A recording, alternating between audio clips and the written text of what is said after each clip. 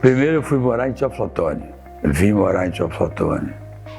Aqui eu entrei no 3º ano primário, com 20 dias, o colégio me passou para o 4º, porque até então eu não tinha frequentado a escola regular. Fiz a admissão, passei, fiz o científico até o 2º ano. Em 1964, eu fui para Belo Horizonte. Aí já tinha irmãos mais prósperos, com melhores condições de vida, também solidários, me ajudou a ir para Belo Horizonte. E lá eu fiz o 3º ano científico. E depois do 3º ano científico, eu passei direto, como nós falávamos, para a Escola de Engenharia da Universidade Federal de Minas Gerais, onde acabei me especializando em engenharia sanitária e formando em 1973. Nós fomos 6 colegas, 6 amigos para Belo Horizonte. Dos 6 amigos, 5 passaram no primeiro teste do vestibular. E interessante que os 6 amigos fomos estudar no Colégio Universitário da Universidade Federal de Minas Gerais, que se inaugurava em 1965. Então eu fui da primeira turma que frequentou o Colégio Universitário. E de cara nós nos envolvemos com a criação de um Grêmio Líder Recreativo. Eu, como dizia meu pai, chaboqueiro, bem da roça, bem capial. Não sei se por isso, ou apesar disso, eu me virei o primeiro presidente do Grêmio Lítero Recreativo que nós criamos no Colégio Universitário e demos o nome de Grêmio Lítero Recreativo Aloysio Pimenta, que era o nome e é o nome do reitor da Universidade Federal da época, grande reitor, um grande ser humano. Então eu fui, em 1965, o ano que cheguei lá, me elegi presidente do Grêmio. Em 1966, passei na universidade, no vestibular da Universidade Federal da Escola de Engenharia. Me tornei diretor do Grêmio, do diretório acadêmico, e logo depois me tornei vice-presidente da União Nacional dos Estudantes. Então foi uma carreira meio meteórica, uma carreira de pouco tempo. Mas eu já levava, por ter vivido na roça, por ter visto e olhado e sentido muito sofrimento de muita gente, muita pobreza, eu já levava um sentimento de busca de melhores condições de vida para as pessoas.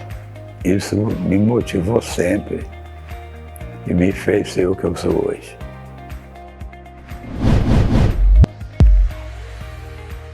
Na escola de engenharia eu me fiz engenheiro, especializado em engenharia sanitária, preocupado com minha vida, com a vida dos meus pais, dos meus irmãos, preocupado com a escola boa, pública e gratuita no Brasil, para que todos tivessem oportunidade. E eu era um misto de engenheiro e de político, que buscava conciliar as duas coisas. Eu nunca vivi da política. Eu fui engenheiro, corri trecho no Brasil inteiro. Exerceu a função? Exerci a função por vários anos em vários estados. Eu fui engenheiro-chefe da obra da construção da fronteira do Arroio Chuí. Eu que fui o engenheiro responsável pela fixação do Arroio Chuí, que era o limite, era a fronteira entre Brasil e Uruguai. Eu fui engenheiro no centro da cidade de Belém, no Pará. Eu construí dentro do centro da cidade uma adutora de água bruta de 1 metro de diâmetro e de aço. Eu fui engenheiro de uma obra em Manaus, da CAEMA. Eu fui o engenheiro da obra de fixação da fronteira do Brasil com a Colômbia, chamado, com a Venezuela, o BV8.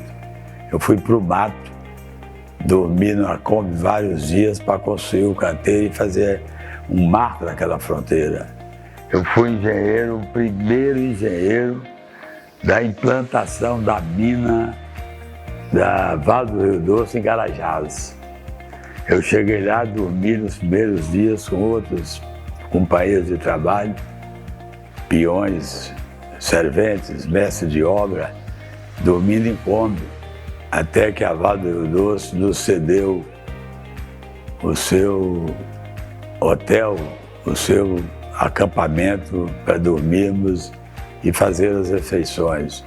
Eu trabalhei em Carajás, sem luz, sem água, sem energia elétrica, claro, fazendo a usina piloto que ia processar a britagem do minério que hoje produz Carajás. Então, trabalhei no Rio Grande do Sul, lá no Arroio Chuí, trabalhei em Porto Alegre, na construção do prédio da Previdência da Azenha, do bairro Azenha, do INSS. Ou seja, eu fui engenheiro, me formei na engenharia, trabalhei como engenheiro e como engenheiro eu ficava refletindo sobre a vida.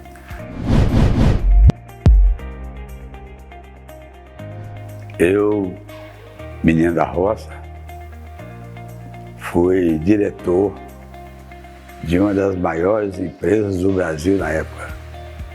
Chegamos a ter 20 mil funcionários. Eu trabalhei inicialmente em obra, sendo chefiado por outros engenheiros. Depois eu fui chefe de outros engenheiros e da chefia de obras eu fui à diretoria da empresa. Foi o ápice da minha carreira profissional. Me tornar diretor e decidir por uma empresa que era uma das maiores empresas do Brasil, que também e que fez as maiores obras do Brasil e participou de obras tais quais aeroportos, portos, rodovias, dragagem de portos, dragagem do mar. Eu então me considero um engenheiro feliz, realizado, porque consegui, repito, menino de origem humilde, da roça, chegar à direção de uma empresa do porto da que eu dirigi, que chamava-se na época Transpave Codrados S.A., sediado em São Paulo.